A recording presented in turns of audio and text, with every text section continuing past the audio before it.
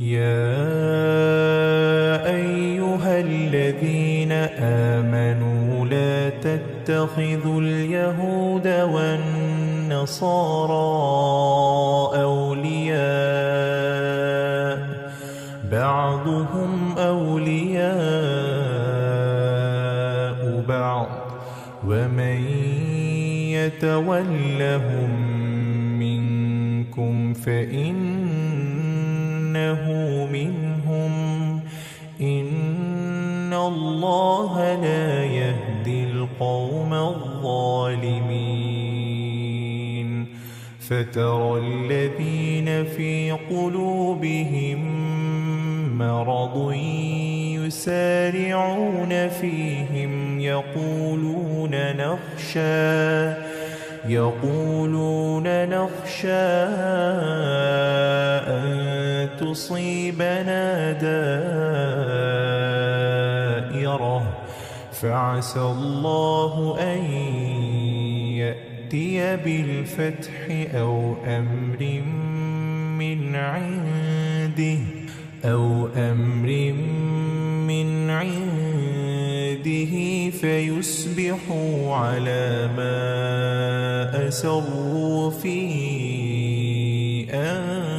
أنفسهم نادمين ويقول الذين آمنوا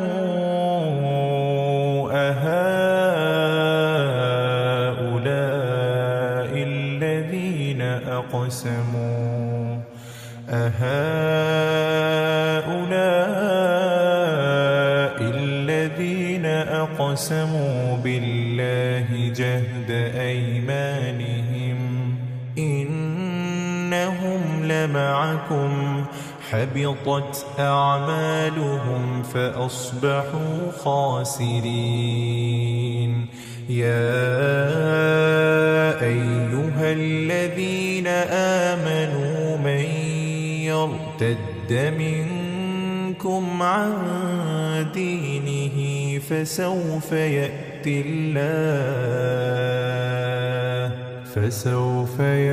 الله بقوم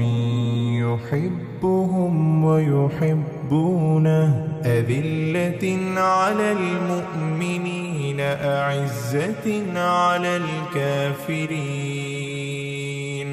يجاهدون في سبيل الله ولا يخافون لومة لائم ذلك فضل الله يؤتيه من يشاء والله واسع عليم إنما وليكم الله ورسوله والذين آمنوا الذين يقيمون الصلاة ويؤتون الزكاة وهم راكعون ومن يتول الله ورسوله والذين آمنوا فإن حزب الله هم الغالبون يا أيها الذين آمنوا لا تتخذوا الذين اتخذوا دينكم هزوا ولعبا من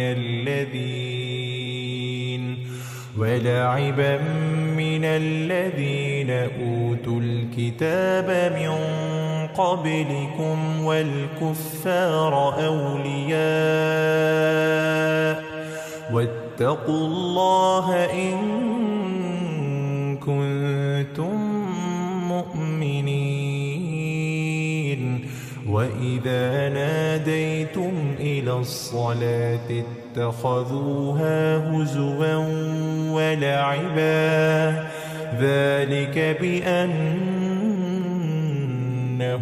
قوم لا يعقلون قل يا أهل الكتاب هل تنقمون منا إلا أن آمنا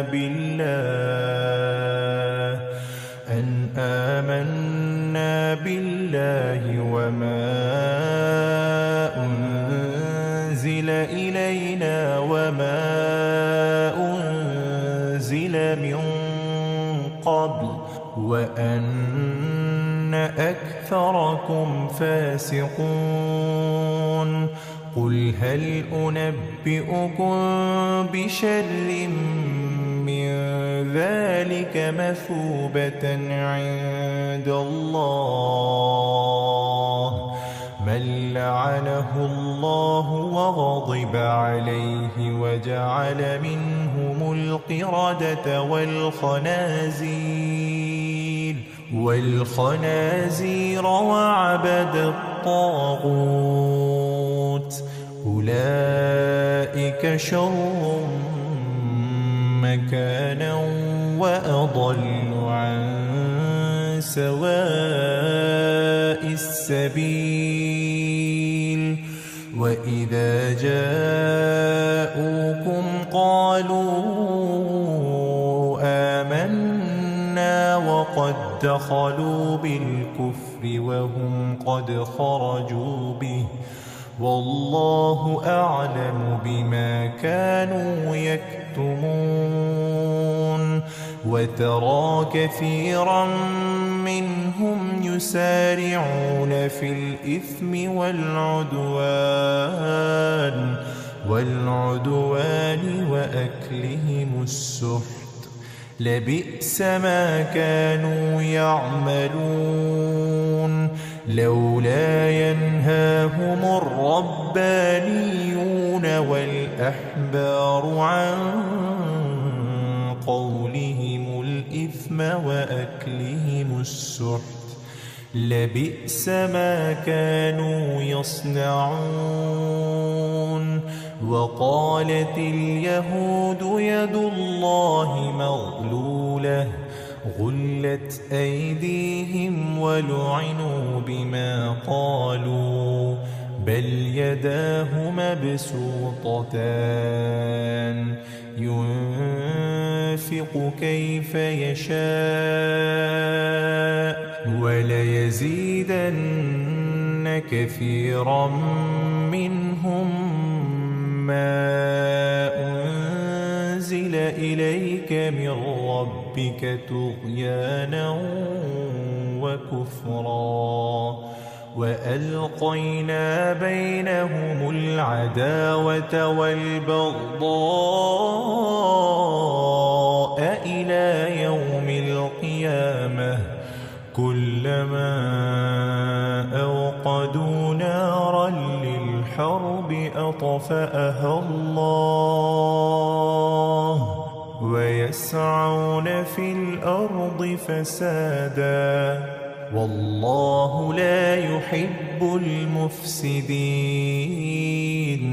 ولو أن أهل الكتاب آمنوا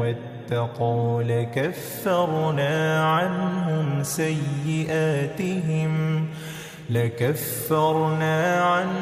سيئاتهم ولأدخلناهم جنات النعيم ولو أنهم أقاموا التوراة والإنجيل وما أنزل إليهم من ربهم لأكلوا من فوقهم ومن تحت أرجلهم منهم أمة مقتصدة وكثير منهم ساء ما يعملون يا أيها الرسول بلغ ما أنزل إليك من ربك وإن لم تفعل فما بلغت رسالته والله يعصمك من الناس إن الله لا يهدي القوم الكافرين قل يا أهل الكتاب لستم على شيء حتى تقيموا التوراة والإنجيل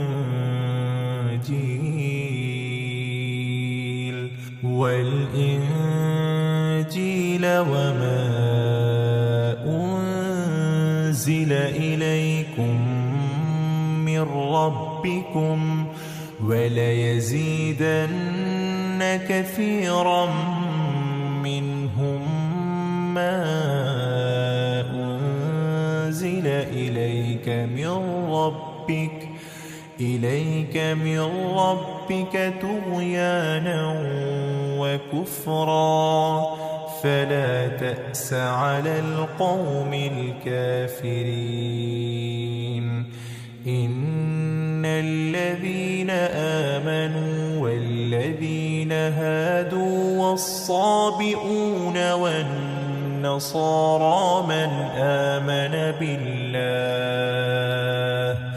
من آمن بالله واليوم الآخر وعمل صالحا فلا خوف عليهم ولا هم يحزنون لقد أخذنا ميثاق بني إسرائيل وأرسلنا إليهم رسلا كلما جاءهم رسول بما لا تهوى أنفسهم فريقا كذبوا وفريقا يقتلون وحسبوا ألا تكون فتنة فعموا وصموا ثم تاب الله عليهم ثم عموا وصموا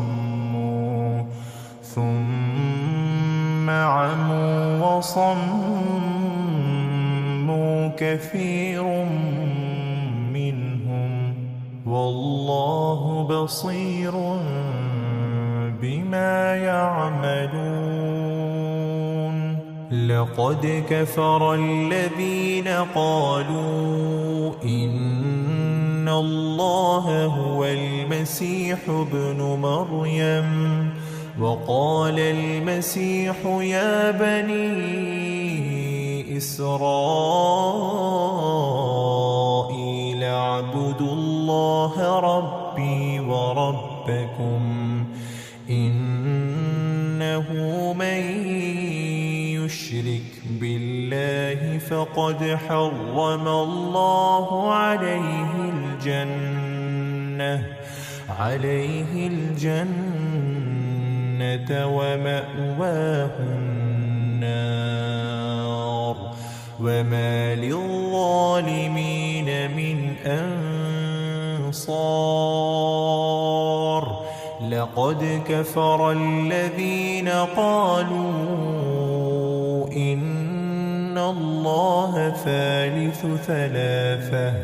وما من إله إلا إله واحد وإن لم ينتهوا عما يقولون ليمسن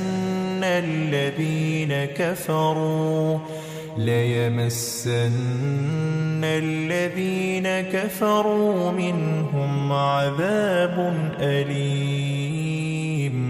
أفلا يتوبون إلى الله ويستغفرونه والله غفور رحيم ما المسيح ابن مريم إلا رسول قد خلت من قبله الرسل وأمه صديقة كانا يأكلان الطعام انظر كيف نبين لهم الآيات ثم انظر أنى يؤفكون قل أتعبدون من دون الله ما لا يملك لكم ضرا ولا نفعا والله هو السميع العليم قل يا أهل الكتاب لا تغلوا في دينكم غير الحق ولا تتبعوا أهواء قوم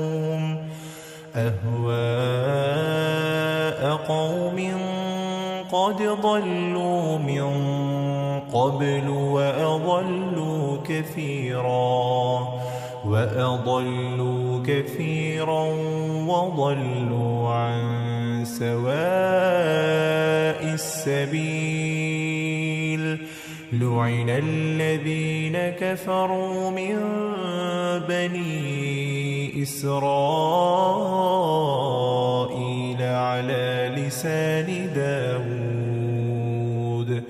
على لسان داود وعيسى بن مريم ذلك بما عصوا وكانوا يعتدون كانوا لا يتناهون عن منكر فعلوه لبئس ما كانوا يفعلون ترى كثيرا منهم يتولون الذين كفروا لبئس ما قدمت لهم أنفسهم أن سخط الله عليهم وفي العذاب هم خالدون ولو كانوا يؤمنون بالله والنبي وما أنزل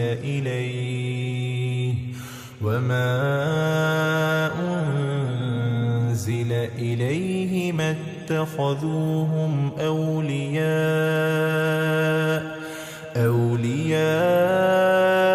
ولكن كثيرا منهم فاسقون لتجدن أشد الناس عداوة للذين آمنوا اليهود والذين أشركوا ولتجدن أقربهم مودة للذين آمنوا الذين قالوا إنا نصارى ذلك بأن منهم قسيسين ورهبانا وأنهم لا يستكبرون وإذا سمعوا ما أنزل إلى الرسول ترى أعينهم تفيض من الدمع مما عرفوا من الحق يقولون ربنا آمنا فاكتبنا مع الشاهدين وما لنا لا نؤمن بالله وما جاءنا من الحق ونطمع أن ليدخلنا ربنا مع القوم الصالحين فأثابهم الله بما قالوا جنات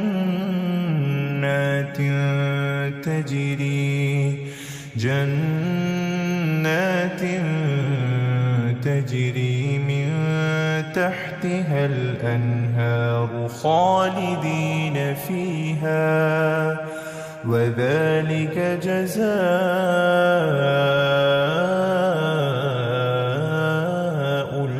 المحسنين والذين كفروا وكذبوا بآياتنا أولئك أصحاب الجحيم يا أيها الذين آمنوا لا تحرموا طيبات ما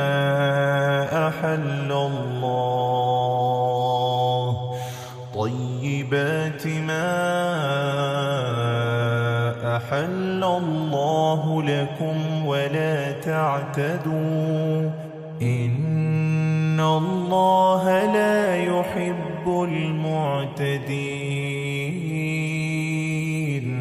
وكلوا مما رزقكم الله حلالا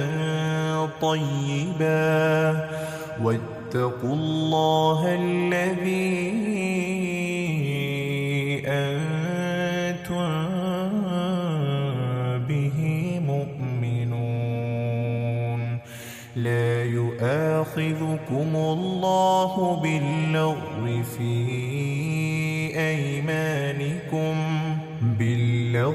في أيمانكم ولكن يؤاخذكم بما عقدتم الأيمان فكفارته إطعام 10 مساكين من أوسط ما تطعمون أهليكم أو كسوتهم أو تحرير رقبة فمن لم يجد فصيام 3 أيام ذلك كفارة أيمانكم إذا حلفتم واحفظوا أيمانكم كذلك يبين الله لكم آياته لعلكم تشكرون يا أيها الذين آمنوا إنما الخمر والميسر والأنصاب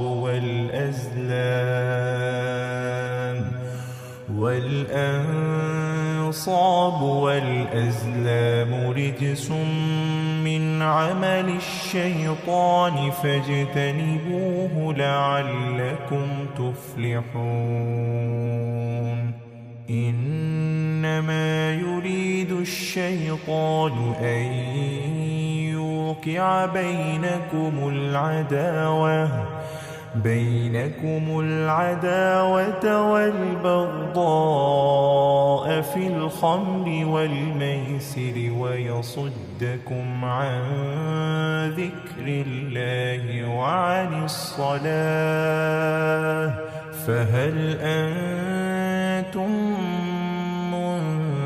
منتهون وأطيعوا الله وأطيعوا الرسول واحذروا فإن توليتم فاعلموا أنما على رسولنا البلاغ المبين ليس على الذين آمنوا وعملوا الصالحات جناح فيما طعموا إذا ما اتقوا وآمنوا وعملوا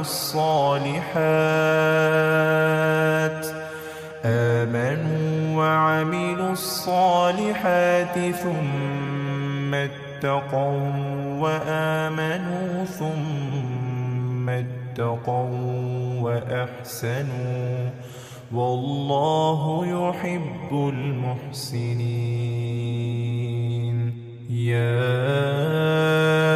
أيها الذين آمنوا ليبلونكم الله بشيء من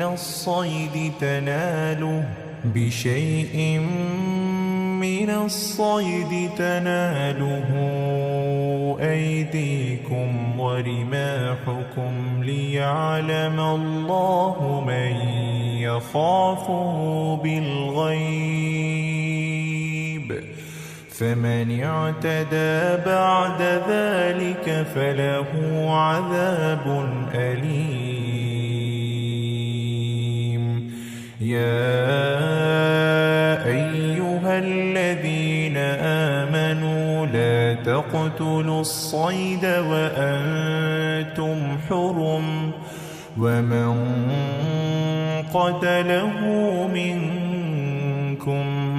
متعمدا فجزاء مثل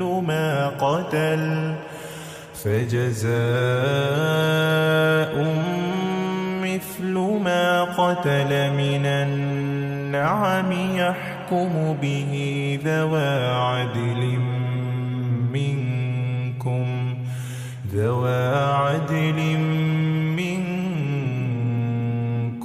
هديا بالغ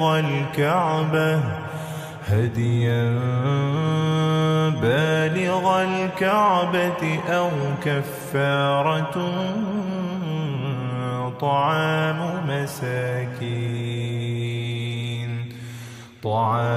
مساكين أو عدل ذلك صياما ليذوق وبال أمره،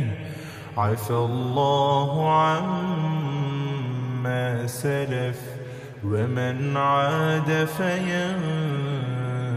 فينتقم الله منه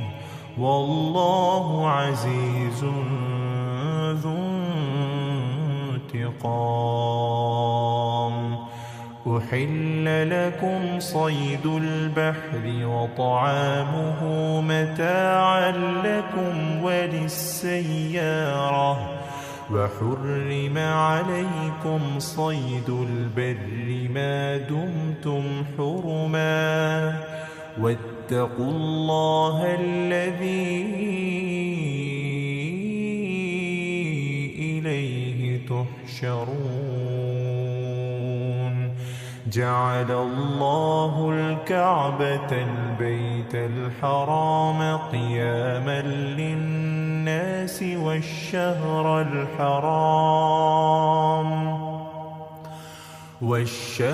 الحرام والهدي والقلائد، ذلك لتعلموا أن الله يعلم ما في السماوات وما في الأرض، وأن الله بكل شيء عليم. اعلموا أن الله شديد العقاب وأن الله غفور رحيم. ما على الرسول إلا البلاغ، والله يعلم ما تبدون وما تكتمون. قل لا يستوي الخبيث والطيب ولو أعجبك كثرة الخبيث، فاتقوا الله يا أولي الألباب لعلكم تفلحون. يا يا أيها الذين آمنوا لا تسألوا عن أشياء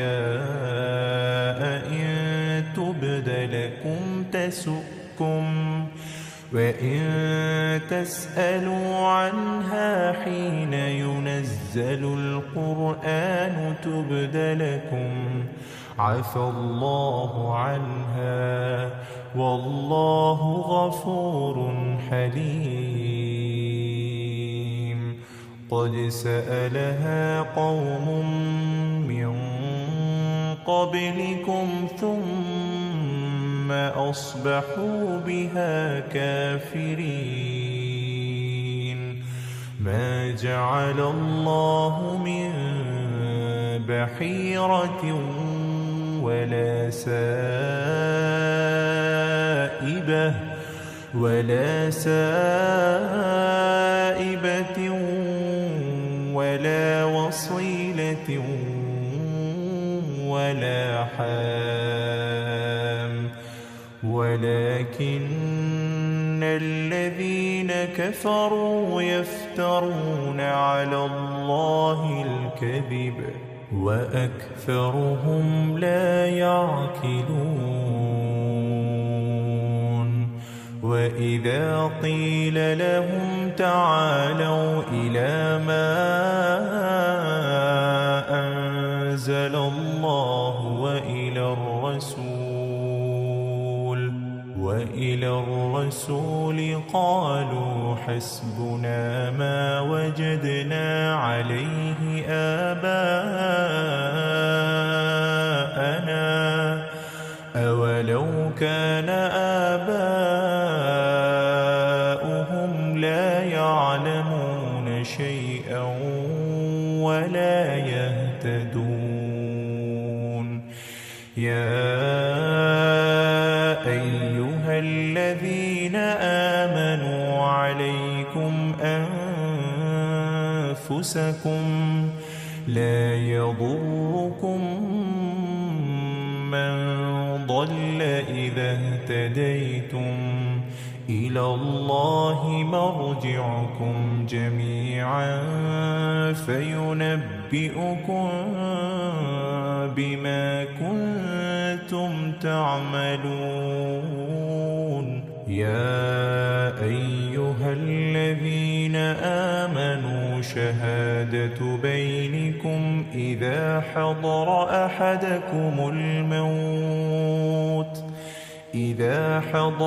أحدكم الموت حين الوصية اثنان ذوى عدل منكم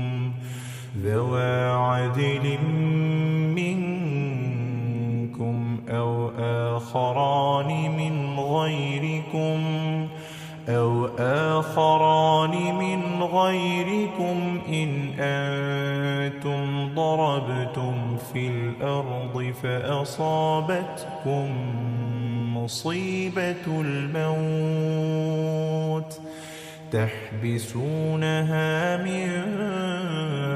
بعد الصلاة فيقسمان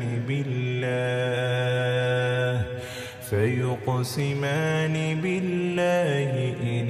ارتبتم لا نشتري به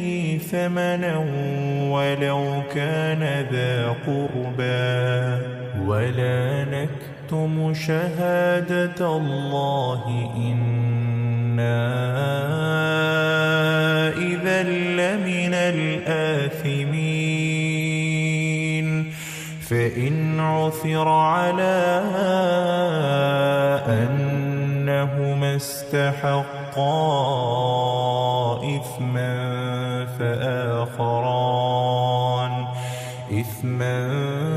فآخران يقومان مقامهما من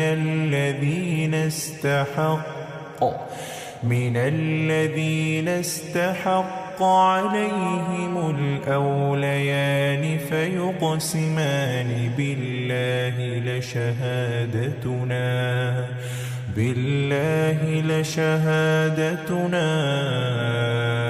أحق من شهادتهما وما اعتدينا إنا إذا لمن الظالمين ذلك أدنى أن يأتوا بالشهادة على وجهها أو يخافوا أن ترد أيمان بعد أيمانهم واتقوا الله واسمعوا والله لا يهدي القوم الفاسقين يوم يجمع الله الرسل فيقول ماذا أجبتم قالوا لا علم لنا إنك أنت علام الغيوب إذ قال الله يا عيسى ابن مريم اذكر نعمتي عليك وعلى والدتك إذ أيدتك بروح القدس تكلم الناس في المهد وكهلا وإذ علمتك الكتاب والحكمة والتوراة والإنجيل وإذ تخلق من الطين كهيئة الطير بإذني فتنفخ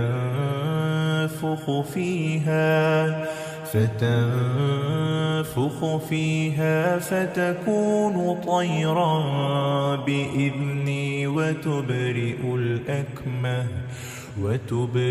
الأكمه والأبرص بإذني وإذ تخرج الموتى بإذني وإذ كففت بني إسرائيل عنك إذ جئتهم بالبينات فقال الذين كفروا منهم إن هذا إلا سحر مبين وإذ أوحيت إلى الحواريين أن آمنوا بي وبرسولي قالوا آمنا واشهد بأننا مسلمون إذ قال الحواريون يا عيسى ابن مريم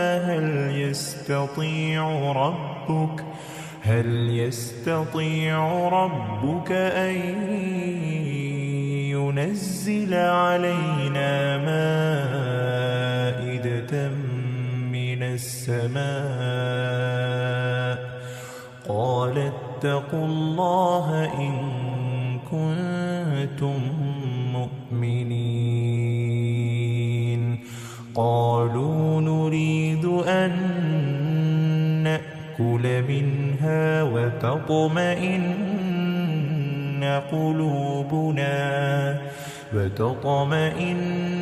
قلوبنا ونعلم أن قد صدقتنا ونكون عليها من الشاهدين قال عيسى ابن مريم اللهم ربنا أنزل علينا مائدة من السماء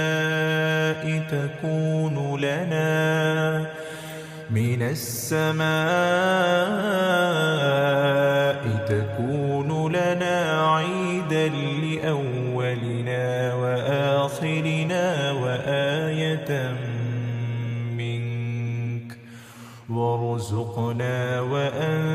وأنت خير الرازقين. قال الله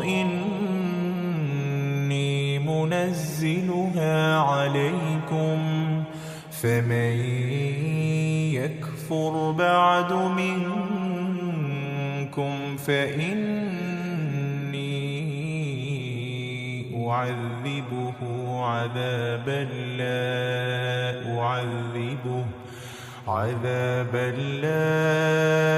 أعذبه أحدا من العالمين. وإذ قال الله يا عيسى ابن مريم أأنت قلت للناس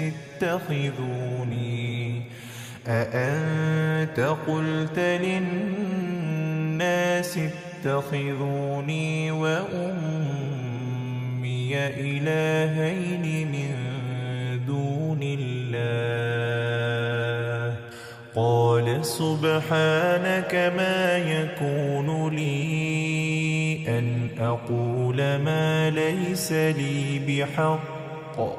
إن كنت قلته فقد علمته تعلم ما في نفسي ولا أعلم ما في نفسك إنك أنت علام الغيوب. ما قلت لهم إلا ما أمرتني به أن اعبدوا الله ربي وربكم وكنت عليهم شهيدا ما دمت فيهم فلما توفيتني كنت أنت الرقيب عليهم